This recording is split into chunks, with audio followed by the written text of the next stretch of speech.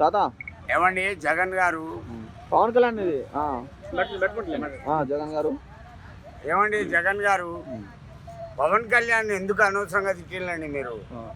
కార్పొరేటర్కి ఎక్కువ ఎమ్మెల్యే తక్కువ అంటుండు బాబాయ్. ఒకటి బాగిను అతని కార్పొరేటరో ఎమ్మెల్యేనో ఎమ్మెల్సీనో మినిస్టరో లేక ఎనీథింగ్ అది బికాస్ డోంట్ హెరాస్మెంట్ యూ. నన్ను కుర్చీ తాత అంటారు. ప్రపంచం గుర్తుపట్టింది నన్ను. నన్ను కుర్చీ తాత అంటారు పవన్ కళ్యాణ్ గారు. ఎవరిని ద్వేషించద్దు, విమర్శించద్దు. ఎవరి అభిప్రాయం వారిది, అతనిది అది. అంటే వీడు జగన్ గారు చెప్పింది ఆయన అభిప్రాయమే కదా మరి. ఒకటి బాగా బాబాయ్ అట్లా అతన్ని విమర్శించద్దు. అది నువ్వునే చెప్పాలి. ఇంకోటి జగన్ ని తట్టుకోవడం ఎవరి తరం కాదు. డబ్బుతోనైనా రాజకీయంతోనైనా రౌడీజంతోనైనా ఎవడి తరం కాదు. ఇది నా promise. Jagan the tiger, Sharmila is the చిట్టపులి వెయిట్. జయమ్మ ఇంట్లో ఉండి రాజకీయం నడుపుతుంది. భారతమ్మ వాటిగా ఫోన్ మీద రాజకీయం నడుపుతుంది. జగన్ భార్య. All the best. రానున్న రోజుల్లో రాజారెడ్డి పరిపాలన వస్తుందంట, వాస్తవం అనుకోవచ్చా? రానున్న రోజుల్లో రాజారెడ్డి పరిపాలన వస్తుంది అంటున్నారు. రాని మంచిదే కదా. కాదు ఈసారి జగన్ గెలుస్తాడు ఇట్నే చేస్తే. నేను గెలిపిస్తా. తాత ఇప్పుడు జగన్ మరి మూర్ఖుల్లా ప్రవర్తిస్తున్నాడు, మీకు ఎలా అనిపిస్తుంది? ఒకటి బాగినండి, అతని మూర్ఖత్వాన్ని నేను మారుస్తా.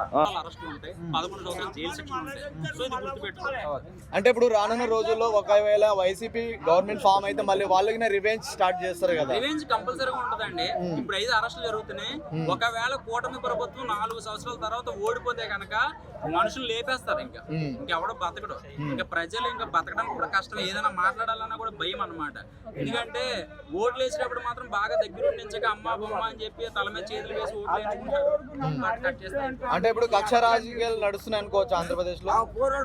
అంటే కక్షపూరితమైన రాజకీయాలు నడుస్తున్నాయి అనుకోవచ్చు ఆంధ్రప్రదేశ్ లో. అంటే కక్షపూరితమైన రాజకీయం నడుస్తుంది అనుకోవచ్చు. కక్షపూరిత రాజకీయాలు అయితే చేయట్లేదని చెప్పారు అందరూ కూడాను. సో ఇక్కడ వాళ్ళు తీసుకునే పద్ధతి కొంచెం మాట్లాడాలంటే అక్కడ ఫ్యామిలీని తిట్టారు, వేరే వేరే కేసులు పెట్టారు. సో ప్రభుత్వం ఉంది కాబట్టి వాళ్ళ తరపున ఉంది కాబట్టి అలా అని వీళ్ళు తిట్టారు కదా.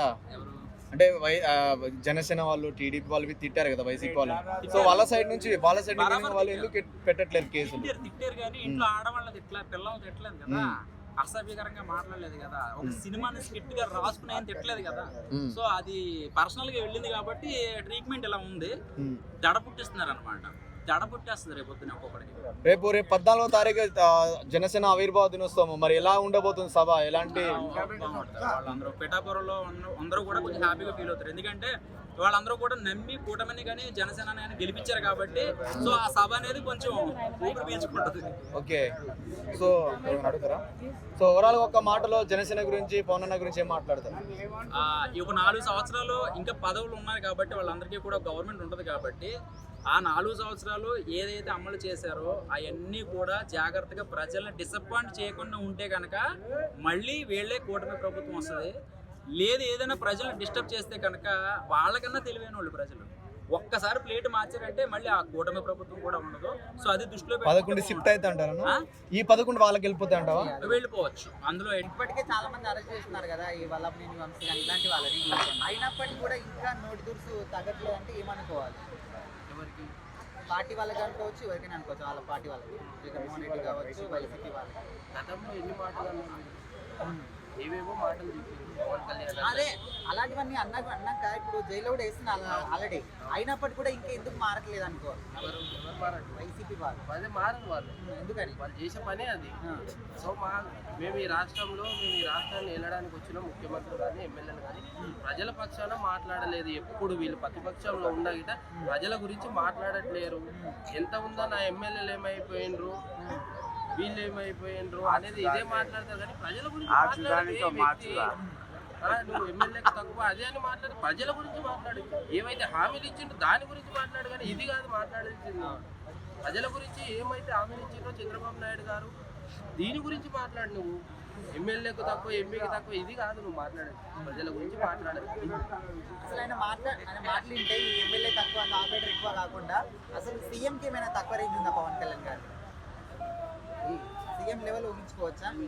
ఓకే. ఎందుకంటే ఆయన ప్రజల్లో ఉంటుంది, ప్రజలకు ఏం అవసరం ఉందో అది అండగా ఉండి వాళ్ళు బాధ తీరుస్తుంది ప్రజలు. నిత్యం ప్రజల్లో ఉండే వ్యక్తి పవన్ కళ్యాణ్ అన్న. ఓవరాల్గా ఏం చెప్తారు మరి ఈయన మాట్లాడిన మాట? ఏం చెప్తాం, ఆయన ఆలోచన వ్యక్తం చేస్తే విదేశాలకు వెళ్ళాలని ప్లాన్లో ఉన్నాడు జగన్మోహన్ రెడ్డి. ఉన్న రోజులు ఏదో ఒకటి అనుకోవాలి. భయం అవుతుంది ఆయనకు, ప్రతిపక్ష హోదా గిట్ట లేదు కదా ఆయనకు, మాట్లాడే అవకాశం గిట్ట లేదు. లేకుండా ఇచ్చిన ప్రజలు అంత హోదా ఇచ్చిన మాట్లాడే అవకాశం గిట్ట లేదు. అసెంబ్లీలో గొడవ చేసి మొన్న 11 నిమిషాలు ఆయననే గొడవ చేసి ఆయననే వెళ్ళిపోయింది.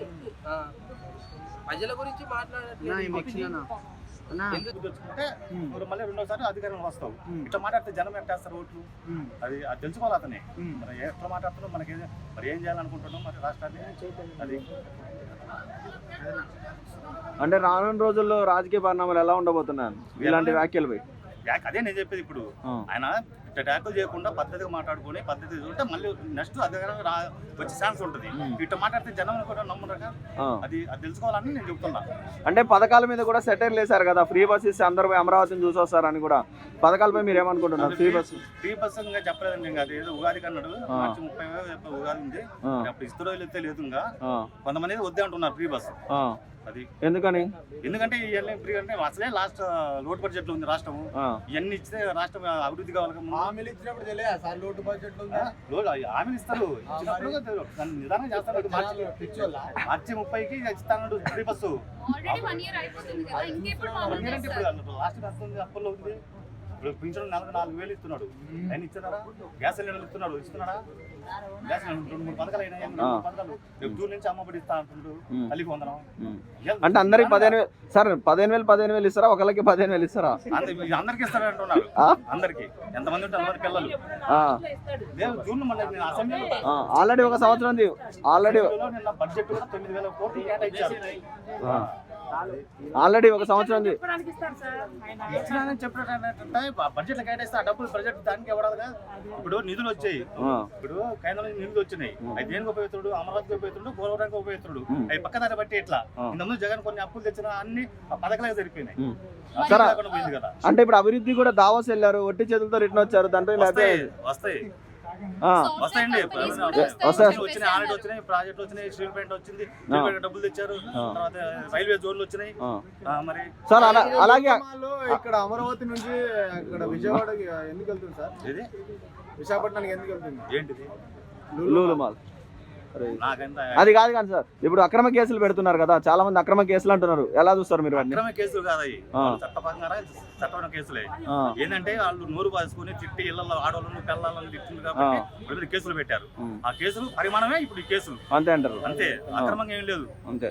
అంటే ఇప్పుడు పోసాని కానీ వల్ల వంశీ కానీ నెక్స్ట్ ఎవరు ఉండబోతున్నారు సార్? నెక్స్ట్ కోడలు నాని ఉంటాడు. తర్వాత ఆయన పేరు రోజా గారు. రోజా, సజ్జల వేయచ్చా సార్? నేను పోసాని ఇచ్చాడు స్టేట్మెంట్. ఆయన చదవమని నేను తిట్టానని దాని మీద ఎంక్వైరీ చేస్తారు, నోటీస్ ఇస్తారు. అంటే పోసాని ఎల్కేజీ పిల్లోడు అంటారు, ఆయన రాసి చదవడానికి. రాజేంద్ర ఎల్కేజీ పిల్లోడు ఎందుకు చెప్పాడు? ఆయన చెప్పింది. ఇప్పుడు వాళ్ళని వచ్చి చెప్పలేదే. అవును. పోసాని ఎందుకు చెప్పాడు? అవును, అంతే అంటారు. అది కూడా జగన్ కూడా ఉందా సార్? మళ్ళీ సీఎం అయిపోతారేమో. సీఎం అయిపోలేదు లేదా? టచ్ చేసి సీఎం అయిపోతారు మళ్ళా. అయితే కావుతారు. భయం ఏం లేదు, భయపడేదే లేదు. నిదానంగా ఒకరిపై 1 by 1 వస్తూనే ఉంటారు. తగ్గేదే లేదా? బ్రో, ఈరోజు జగన్ గారు అన్నారు కదా, ఏమని కార్పొరేటర్ కి ఎక్కువ ఎమ్మెల్యేకి తక్కువ అని ఒక నాయకుని అన్నారు. ఏమంటారు మీరు దానిపై? అందుకే కదా పైన పోయి కూర్చున్నాడు. యాడా పైన పోయి కూర్చుని లేడా? కార్పొరేటర్ అనే వ్యక్తి 2 సార్లు ఓడిపోయి వెక్కిరించబడి ఇప్పుడు పోయి తలకాయల మీద కూర్చున్నాడు. అంటే ఆలోచన చేయండి, ఒక వ్యక్తిని మనం కించపరిచి ఒక స్టేజ్కి వచ్చినామంటే దాన్ని బట్టి మనం నేర్చుకొని ఒక వ్యక్తి గురించి ఏం మాట్లాడాలి అది మనం చూడాలి. అంతేగాని కించపరచవచ్చు. ఏంటంటే ఆయన కార్పొరేటర్ అవి ఇవి కాదు, డైరెక్ట్ పోయి డిప్యూటీ సీఎం కూర్చున్నాడు. అర్థమైంది? ఏం చేస్తుండు సీఎం కూర్చొని? ఏం చేస్తుండు సీఎం? పరిపాలిస్తున్నాడు. ఎవరిని? ప్రజలను. ఏ విధంగా? ఏ విధంగా అంటే ప్రజలకు ఎన్నో ఏండ్లకెళ్ళి ఊర్లలో రోడ్లు లేవు, రోడ్లు తెప్పిస్తున్నాడు. ఎంతో మందికి ఊర్లల్లో మంచి మంచి కార్యక్రమాలు చేస్తున్నాడు. చూస్తున్నారు కదా మీరు, దాన్ని చూసి మాట్లాడరు. మీరు ఊరు తిరిగి చూడండి, కూటమి ప్రభుత్వం ఏమైనా చేసిందా లేదా అని అడగండి, అడిగితే తెలుస్తుంది. నిజంగా ఈసారి నిలబడితే గెలుస్తాడంట ఎమ్మెల్యేగా పిఠాపురంలో గెలుస్తాడా? పక్కా గెలుస్తాడు. మరి ప్రతిపక్షం వేయడానికి ఎందుకు భయపడ్డారు జగన్ కి? అసలు ఆడ సీట్లు ఎన్ని ఉన్నాయన్న? ఒక కాన్సిస్టెన్సీ ప్రకారంగా సీట్లు ఎన్ని ఉండాలి, ఎన్ని ఉంటే ఎన్ని ఇవ్వాలి అనేది వాళ్ళకి తెలియదా? వాళ్ళకి తెలియకపోయినా గవర్నర్ కు కూడా తెలుసు కదా. అంటే జగన్ వచ్చిందంటే భయపడుతుండ పవన్ కళ్యాణ్? అట్లేం లేదు, దాన్ని అర్హతను బట్టి ఏదైనా వస్తది, అంతేగాని ఎవరో వచ్చిర్రని భయపడాల్సిన పని ఏం లేదు. అక్కడ ఎవరు అనుకున్నావు? Power star. సినిమాల్లోనా? కాదు, రాజకీయాల్లో కూడా పవర్ స్టార్. పవర్ లేదంటే పవర్ ఉన్నందుకే కదా డిప్యూటీ సీఎం అయింది. డిప్యూటీ సీఎం అంటేనే పవర్ కదా. మరి ఎందుకు ప్రతిపక్ష హోదా ఇయ్యలేమంటున్నారు? అట్లా ఎట్లా ఇస్తారు చెప్పు? ఇప్పుడు నువ్వు ఉన్నావు, అసలు నీకు క్వశ్చన్స్ అడగడానికి వస్తేనే నువ్వు ఒక